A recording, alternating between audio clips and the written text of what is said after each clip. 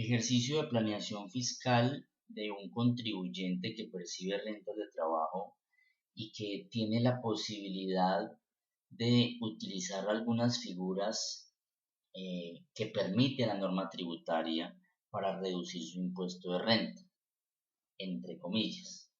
Vamos a indicar tres escenarios teniendo en cuenta un contribuyente que percibe salarios durante el año 2020 por 120 millones de pesos, unas primas o prestaciones sociales diferentes a cesantías y unas cesantías que fueron consignadas en el fondo para un total de 140 millones de pesos, llevamos unos ingresos, los ingresos básicos, ingresos no constitutivos de renta, como aportes a salud y pensiones y fondos de solidaridad, para poder hacer un ejercicio que permita entender cómo podrían funcionar estas figuras y cómo sería el impuesto de renta.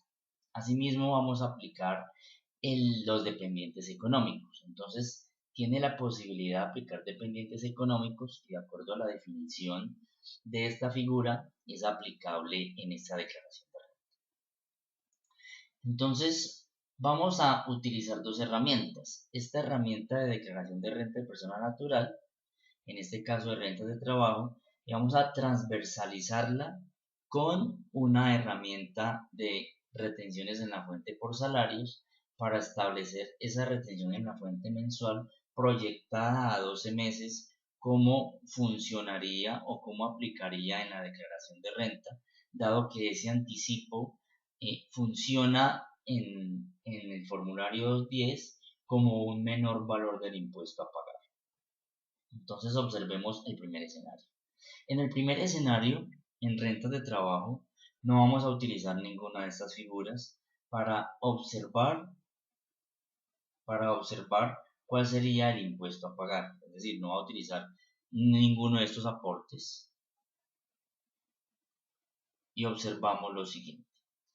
En esta herramienta, suponiendo entonces que percibe 10 millones de pesos mensuales, no vamos a tener en cuenta que hayan realizado aportes ni a aportes voluntarios a fondos de pensiones obligatorias del régimen de ahorro individual con solidaridad, ni a ahorro para el fomento de la construcción en las cuentas AFC, ni aportes voluntarios a fondos de pensiones voluntarias o a fondos privados de pensiones.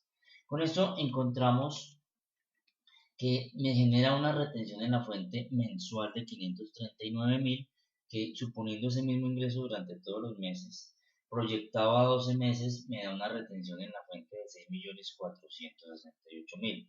Trasladándome entonces a la herramienta de declaración de renta, observamos el comportamiento de esos 6.468.000 funcionan como un menor valor del impuesto a pagar y me genera un total final de 2.874.000. Este sería el primer escenario. Pero durante el año, si analizamos bien el tema, vamos a sumar estos dos valores, tanto el impuesto que tengo que pagar como la retención en la fuente que me practicaron y que va a quedar como beneficiario final el sujeto activo, la administración tributaria, por una suma de 9.432.000. Inicialmente, cada mes me hicieron una retención en la fuente y a pesar de que yo puedo utilizar esa figura para reducir el impuesto de renta, en todo caso voy a tener que pagar un valor final de 2.874.000. Sumando esto me da 9.342.000 en ese primer escenario. En un segundo escenario vamos a utilizar una figura dentro de las rentas de trabajo diciendo de que el contribuyente hizo un aporte de 12 millones de pesos partiendo de la premisa de que tiene libertad financiera, tiene excedentes financieros y puede realizar este tipo de aportes. En primera instancia, el contribuyente decide hacerlo para obtener una mayor pensión, pero también pensando en planeación fiscal y poder reducir ese impuesto de renta. son 12 millones de pesos. Significa que vamos a llevar esto a la plantilla de retenciones en la fuente y vamos a decir que 12 millones de pesos, vamos a suponer que mensualmente hizo un aporte de 1 millón de pesos a esos aportes voluntarios a fondos de pensiones obligatorias. Al hacer ese aporte de 1 millón de pesos mensual, vamos a mirar la proyección y la retención en la fuente mensual que le van a practicar. La empresa de 356.000 proyectaba a 12 meses 4.272.000. Observamos entonces esos 4.272.000, los vamos a llevar en esta sección 4.272.000, que van a actuar dentro de la liquidación privada del formulario 210. Aquí los observamos, 4.272.000, y en este segundo escenario me genera un impuesto a pagar de 2.599.000, que sumado a las retenciones en la fuente que me practicaron durante el año, estaría asumiendo un valor de 6.870.000.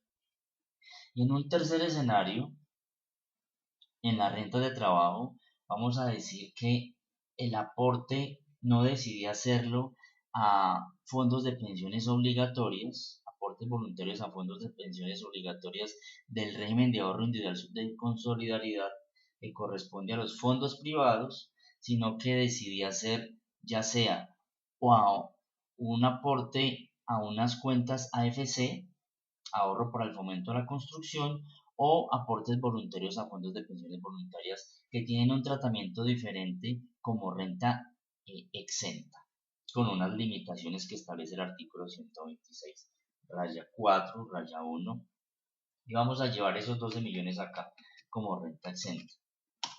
Pero haciendo la transversalización con el aplicativo de retenciones en la fuente, es decir, lo que me tuvo que haber retenido la empresa donde yo laboro por tener rentas de trabajo, vamos a decir que ese aporte no se hizo 1 millón de pesos a aportes a fondos de pensiones obligatorias, sino que se hizo aportes voluntarios a fondos de pensiones voluntarias y fondo privado de pensiones de 1 millón de pesos.